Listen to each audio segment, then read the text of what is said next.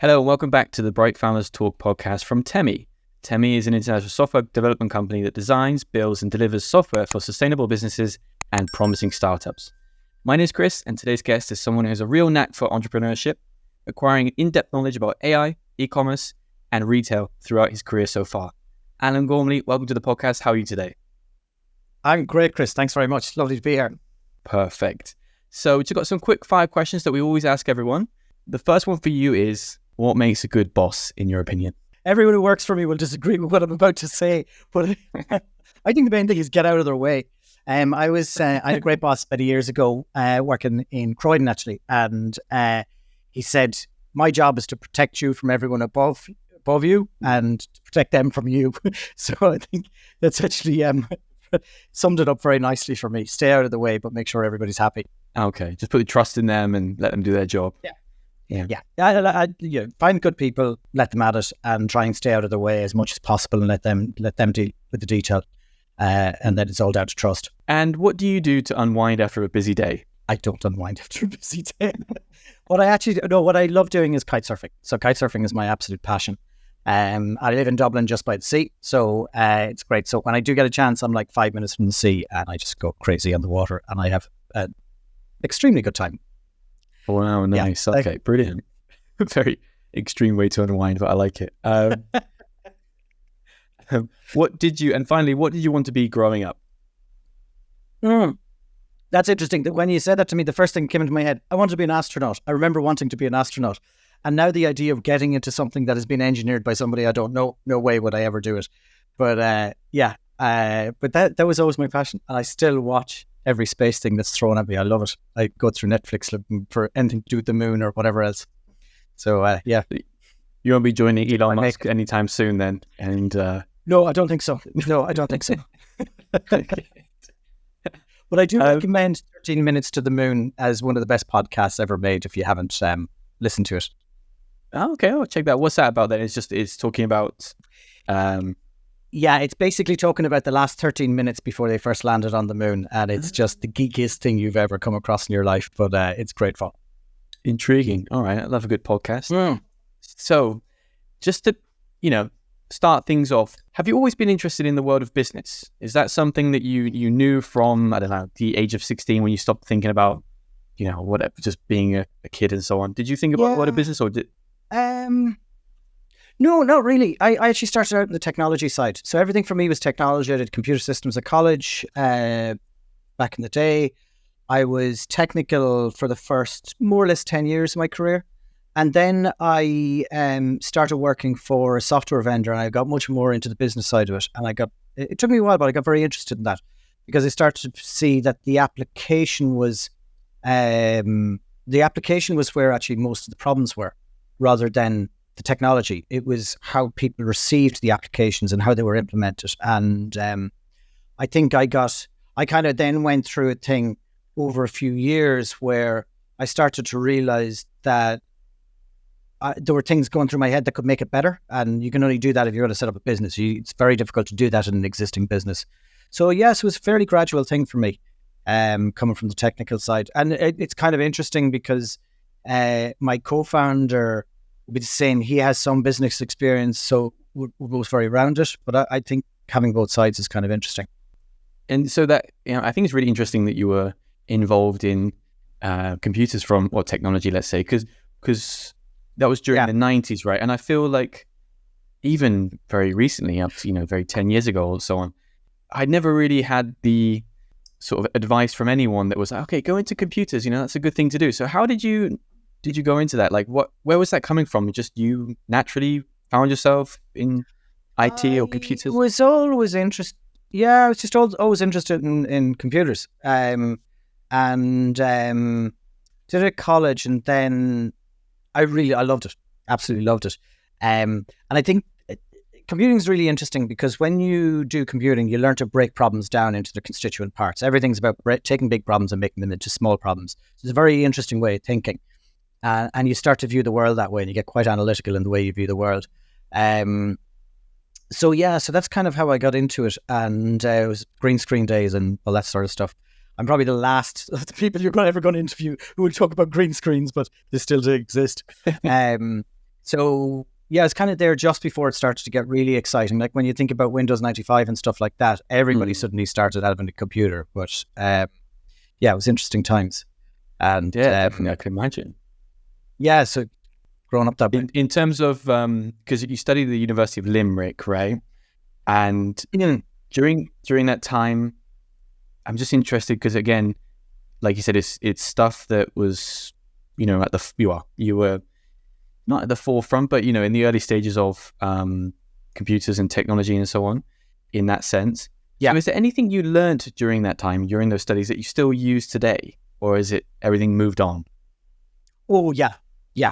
No. Everything is the same. Nothing's changed. So what's really interesting for me, and sorry, I'm going to geek out for a second. What's really interesting for me is that at the end of the day, it's still a raw machine underneath the covers, and everything has to work on top of that raw machine. So some of the basics that you learn every day, you see people make mistakes around it. So I've talked to people who've been programming for years and they don't know the difference between main memory and swapping out to disk, which, if that makes sense to you, it makes sense to you. If it doesn't make sense to you, there's a big difference, and it causes issues if you don't understand those things and how people view the machine and all that good stuff. So that basics is still there, but everything else has changed. The fact that it's cloud and you can scale, like, we used to have to build a machine. You bought a machine and then that was it. For the next 2 years, if you needed more capacity, tough, you didn't get it. Whereas now you just up and down whenever you want. So the basics are the same, but at the same time, there's an awful lot of new stuff and a lot of stuff that's taken care of.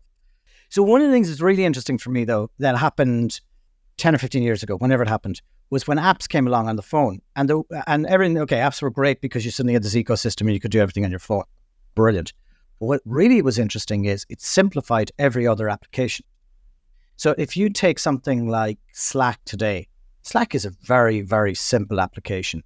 If that was built in the 90s, I can guarantee you would be bloated to a point of death. Like you just wouldn't be able to use it because it was had feature after feature. So I think we've come through an evolution where it was like, you got to simplify everything because now this is for everyone. And also it has to work on a phone. So I think we've made huge progress by being forced to simplify. And I think that's made its way into other applications as well. So when I started Shopbox, I always thought of it as our job is to make complex simple. And that was a huge pivot point for me. Before that, it really was the opposite. It was some of the business systems were just difficult to use. There's no other way of saying it. I think there's definitely some apps or some things for me who was, a novice in this area. Some of them are quite difficult to use. So it's interesting, what you're doing with Shopbox, and I suppose we'll come on to that later. Just want to jump into your first job then. So you were a financial solutions developer in Slough in the UK. So how did this come about? Yes. The jump. So I was the world's worst graduate job seeker because I went to one of the most beautiful cities in the world, which I was in last week for the first time in about 20 years, Edinburgh. Such a beautiful city. And I couldn't find a job because I was doing all the wrong things, even though there were plenty of jobs there. And but I found a job in a company in Slough. Company at the time was called Autofile, and they were bought by another company, but they were the largest privately owned software company in the UK at the time, doing travel software for tour operators. And I was on the financial side of it. But I loved it. It was a fantastic job because they threw you in the deep end. They only had a deep end, and I'm a big fan of that. It was really, our entire team was formed on the day all of us joined, but we took over another system. We had to learn it as fast as possible and get it working. We were all graduates. And it was a brilliant place to learn. And they expected us to work very hard, so we worked ridiculous hours, but we had an awful lot of fun doing it. So it's a great place as a first job because you really learned every aspect and you were given a lot of responsibility very early in your life, which is great fun. Are you someone who values then practical sort of experience over theory? I like both. I think one of the things we mentioned, you asked about university earlier on. One of the things for me is if you don't know the basics, you never get great. You got to know the basics. And that's the same in everything in life. Like you look at great musicians, they're great musicians because they practice forever. And then it becomes natural to them. I think it's the same thing in what we do. You have to practice because theory only takes you so far, and you only learn and you only You only become malleable and can know how to flex properly when you've been through it many times before. And we all know, like we've all, gone in for the first job interview and we think we know what we're saying, and you just stumble in the first one, and then by the third one you start to see the flow come through. And when the flow comes through, suddenly you're starting to hit a different level. So I think everything's about practice. There's a great I can't remember the name of the theory, but it says 10% of learning is classroom, 20% is mentoring, and 70% is practice. And I think that's probably a good balance. So as you're now heading a business yourself, is there any parallels that you see with your first few months or years in that role? Is there anything you see when you have the new recruits come? Do you sort of help them in any way to filter them into the company, or do you give them the same experience, like, okay, here's this project, it might be a bit hard, but good luck? Is it something you still do, or has it changed your style? Yeah, not quite good luck. But more at that end, more at the end of, we're bringing in people who are intelligent people. They can figure stuff out themselves. They're going to make the odd mistake. That's fine. Put them side by side with somebody, but give them responsibility very quickly. I think that works. I think people take to that very well. I think the big difficulty you have as we're growing, and I think every company has this, is you're so hands-on everything at the start that when you bring people in to do it, you have to figure out how far back you need to step from it. That's always a difficulty, and that's something that we're constantly having to reassess. Is, am I too involved here? Maybe I should never be turning up for this stuff. Maybe I should only be called in when there's a particular decision that needs to be made. So but the first customer success person we brought in, the first Friday they were on customer calls, and he said, I have never been on customer calls on first Friday. I said, how did it feel? And he said, pretty good. I went, great, let's do that then. So, it's, I think there isn't a lot of induction needed. Our product, the whole part of our product is it's very simple, as a lot of products are these days, but also the back end is hard, the front end is simple, but everybody's fitting into a well-defined structure. People we bring in customer success, they know what customer success is about. SDRs know what SDRs are there to do, and that's the skill they bring. So we don't expect to mollycoddle them too much. So just going back to before your next step, which was you went from Slough to London, which not too far, but I would definitely say it's an upgrade. Also being from the southwest side, London I think is a very nice place to live compared to Slough. But yeah. What did you? So you were a senior data warehouse developer. What did this role involve? Yeah. Was it very different from the previous one? Oh yeah. So that's really interesting. I went from an application developer into data warehousing, and I had a great guy I was working for, Mark. Mark came in, he'd already implemented 2 or 3 warehouses, and there weren't many of them around in those days. Like it was really at the starting of, very large companies had them, but most companies weren't touching them. They were just starting to get interested.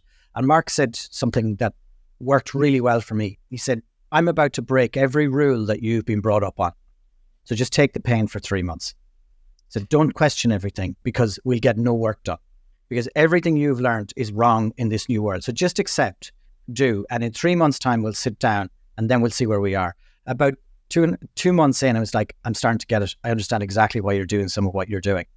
But just that thing of, just trust me. I'm an expert. I've done it 3 times. Trust me and watch and learn. And it's going to hurt. You're going to want to change things that I do, but don't. Just pay attention for a little while, and then you'll become very good at what you do. And it was great, because we did literally, in warehousing, everything that's important in application development is less important in data warehousing. And the things that you don't think about very much over here become fundamentally important here to make it really easy to use. So it was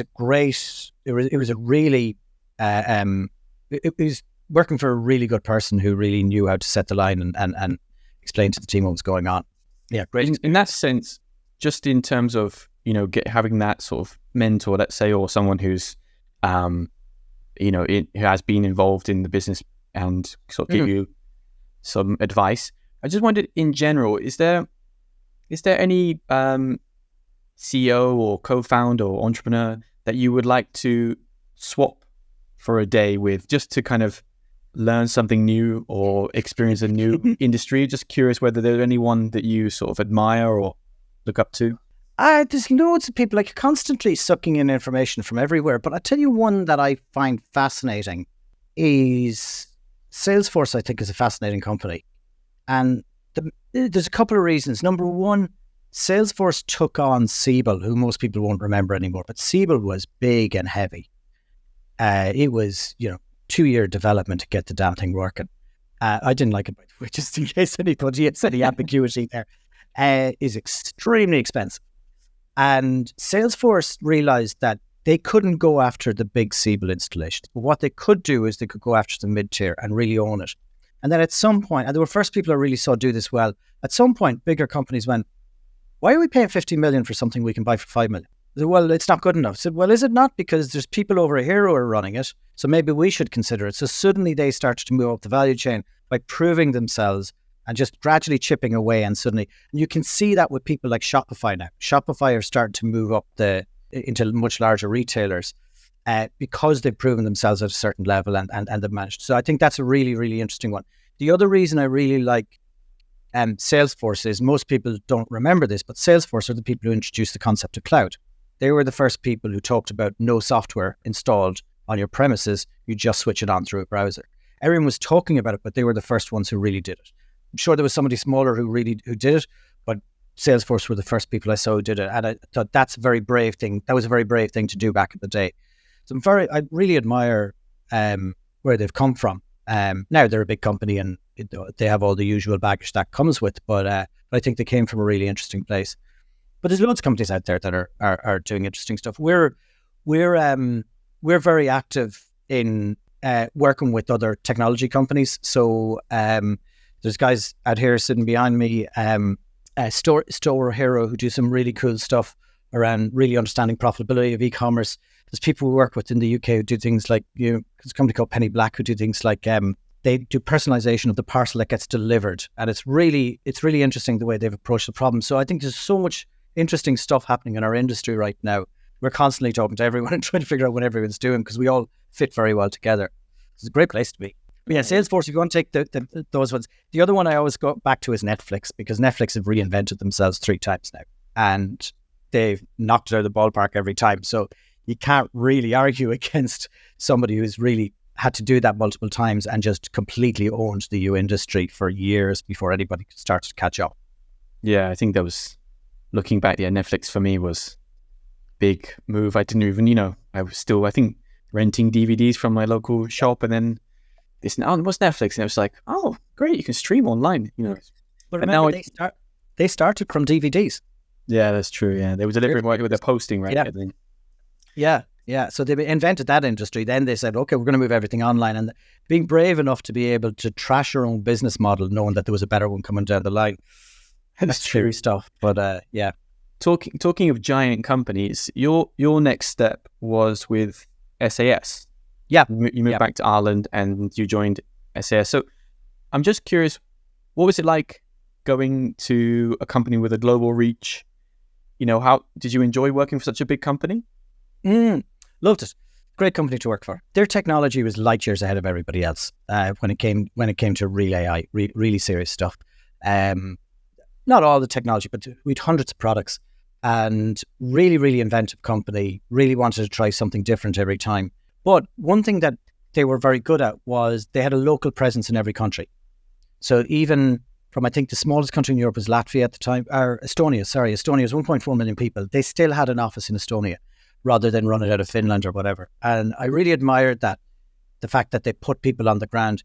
The other thing they did as an American company, which is quite brave, is they set up the European headquarters in Germany because they didn't want to become an English-speaking company worldwide, even though we were, but they wanted local culture. So they said, if we set it up in the UK, it's going to be more difficult for the Italians and the French and the Spanish and whatever else. But if we set it up in Germany, kind of everybody's on a more level playing field. So they were really interesting company from that perspective. And I really enjoyed working there. It was a very challenging place to work, but it was really interesting and learned an awful lot. As I say, some of the tech was just astounding and was light years ahead of everybody else. I imagine this, based on my research of SAS, this is where you became aware of AI and consumers, and you started to bridge the two together, right? Yeah. So I ran an initiative across Europe called, we called it customer intelligence. I think we might have had another name for it before that. Basically, it was about everything to do with understanding customer through data, and then doing things like marketing automation. So it's stuff we're still talking about doing better today, like one-to-one email marketing and one-to-one text marketing, all that sort of stuff. I was responsible for all of that. And that was one of the kind of 5 major areas. There's also things like fraud and credit scoring, and I moved on.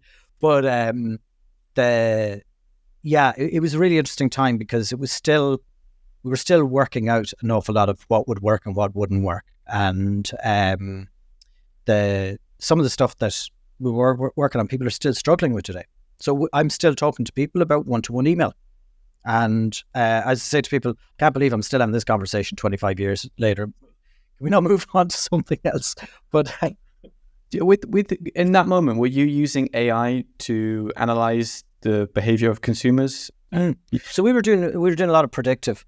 There are many different aspects to AI. So everything from predictive analytics, trying to figure out what is the next thing for a customer, to who's likely to do, to things like forecasting, where you take time series data and say, can we predict how much of something will sell this week so we can make sure we have enough of them. So things like price optimization. So you got AI that's trying to figure out how far you can stretch price in either direction.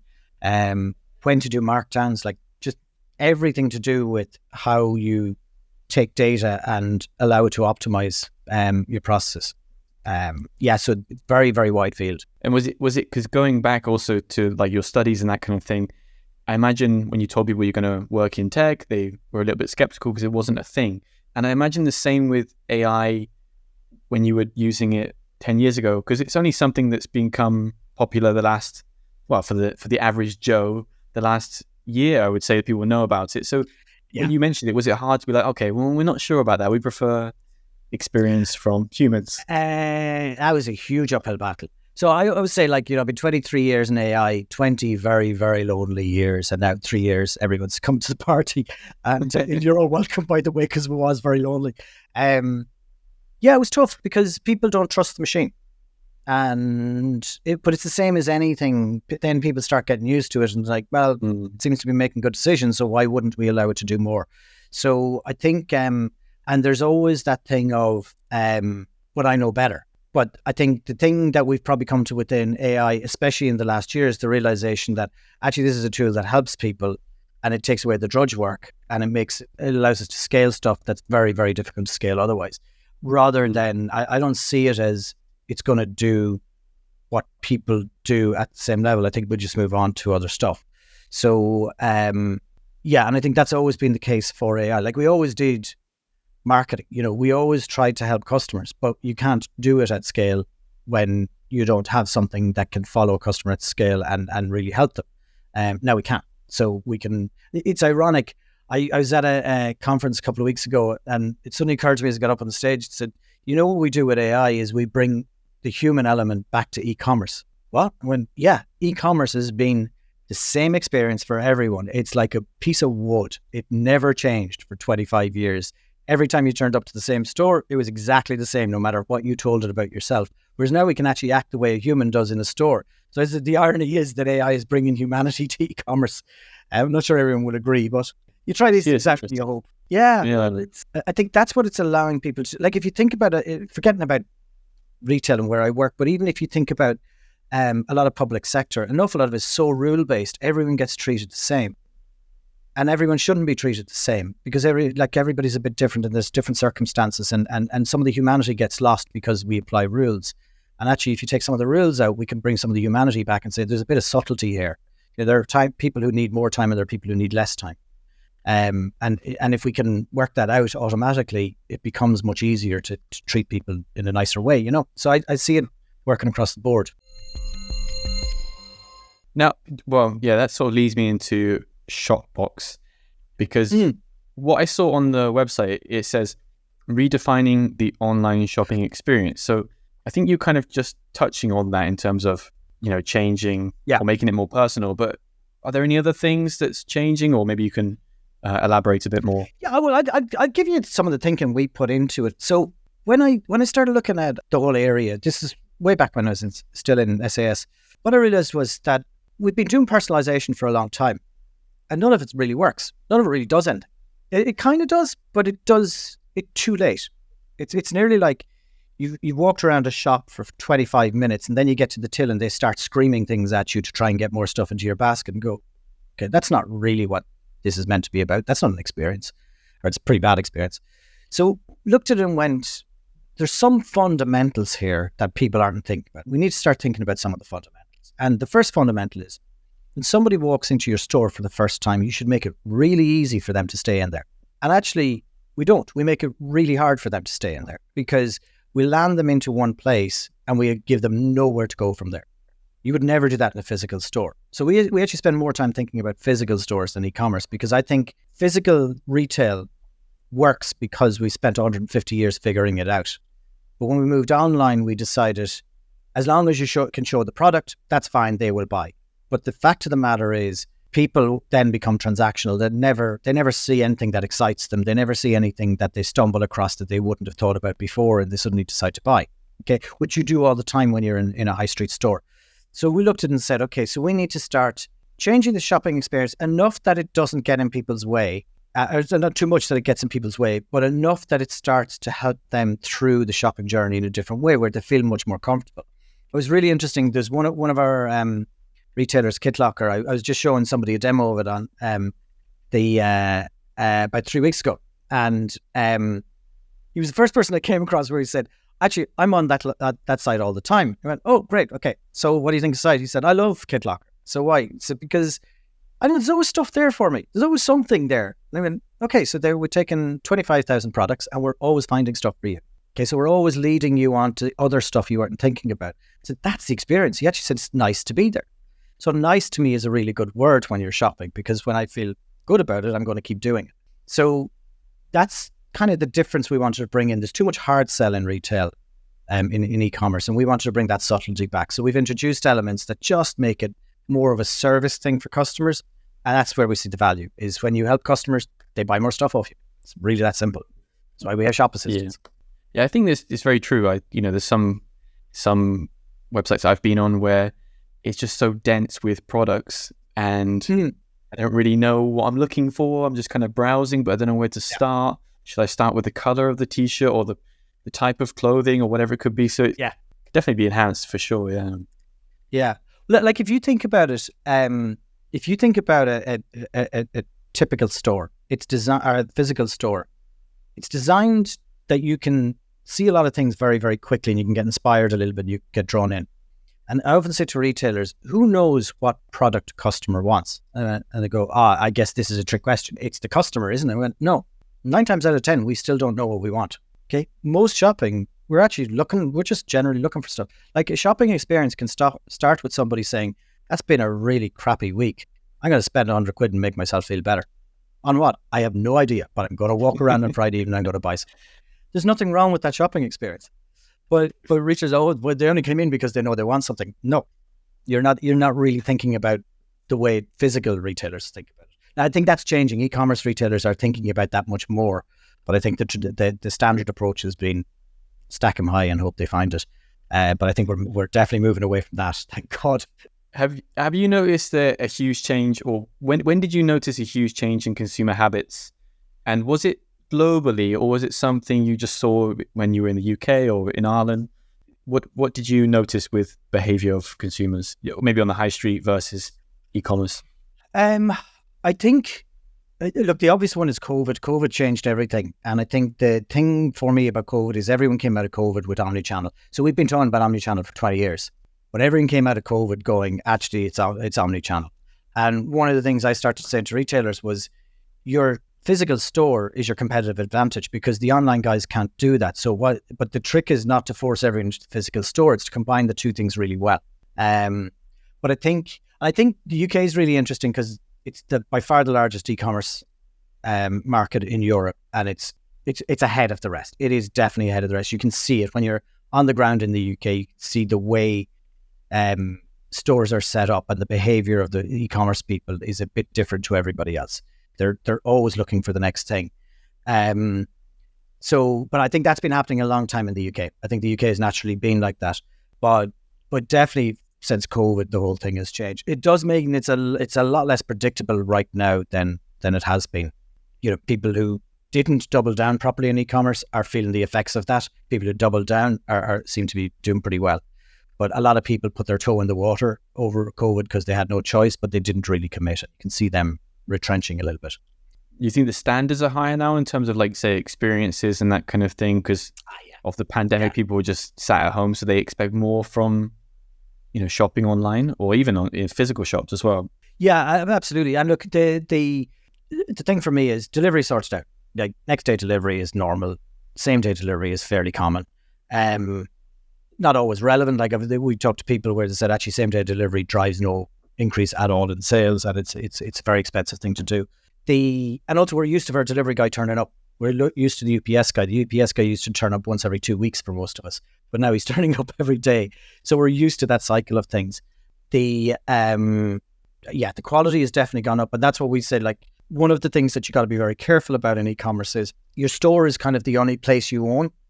A lot of people, you want to sell on marketplaces because you want to generate an audience, but it's very difficult to really take ownership of a marketplace because you're competing all the time. Whereas once you get somebody inside your store, you can own that experience for them. So I think a lot of retailers are coming around to that view of the world now. The other thing that I've seen hugely in the last 12, 18 months is big focus on trying to grow existing customers rather than just spend more money acquiring customers. And I think that's probably it is down to the cost of Google. It's that simple. It's just the acquisition costs on new customers is so high. So that's why I'm having the email conversation again 25 years later, is people are really focused on just try and keep customers engaged, because if they buy a second time, the economics change very quickly. Based on, Google changing their prices and that kind of thing, have more businesses online gone down the route of social media? And I know, people like Gary Vaynerchuk are very sort of big in promoting. So is that something that's also spread? Because he's based in the US, so I imagine they're at the forefront of this. But is it something that's sort of very, very common now in the UK and in Europe? Oh yeah, but I think it's just part of the mix now. I don't see it as e-commerce versus social media versus physical. I just think it's all part of the mix, and you've got to be active everywhere. And look, we're seeing the extreme rise of TikTok. I'm sure it'll be somebody else in 2 years' time. You might as well predict that, because you're probably going to be right. I have no idea what that'll be. I think it's just all part of the mix, and I think it's a good part of the mix because it allows you to keep people. It allows you to keep in front of your audience when they're not ready to buy. Okay? And I think that's a difficult trick. Like, at any one time, there's a large percentage of your customers are not actually interested in buying anything off you, but you got to keep them there because seasons are going to change and they'll come back. To be ready to buy, and you got to be there. So I think it's really important to have all aspects and to link them all. Yeah. All right. And this final question, what would you say to someone who wants to have a similar career as yours? Apart from don't is the obvious answer there. I think the thing for me is I quite like trying stuff I haven't done before and being a bit scared. So without going crazy. So I think just throwing yourself into something that you have no knowledge of is very, very difficult. But I think always trying to do something a bit different. So I often make a decision to do something and then worry about the consequences and go, oh my God, I can't believe I just committed to that. But I've done it in front of people, I have no choice, so I have to do it. So that's something that I've kind of done all the time. And I just kind of like being slightly uncomfortable all the time, which once you get used to it, is quite good fun. And now and then you need a break from it. But I think it allows you to try loads of stuff. It allows you to just try your hand at something because you have no choice. And then you bring somebody in who actually knows what they're doing, who's going to do a much better job than you're ever going to do. But you can at least have the conversation because you got some of the scars. And probably more of the scars than that person has because you don't know what you're doing. But yeah, it's, the first time you have to cold call, the first time you have to stand up in front of 200 people, the first time you have to just go into a room as a complete stranger and start shaking hands. These are all really hard things to do. None of us doesn't come naturally to any of us. But when you do it, you get a great thrill out of it, and you start to get quite good at it. Okay, so some kind of calculated risk, not any risk, but some sort of research risk. Yeah, just push the envelope a little bit all the time. Just always slightly uncomfortable. Yeah. Nice. Well, thank you very much for today, Alan. Thanks for joining us, and it's been thoroughly interesting. All the best with Shopbox, and have a good day. Thanks very much, Chris. I really enjoyed it.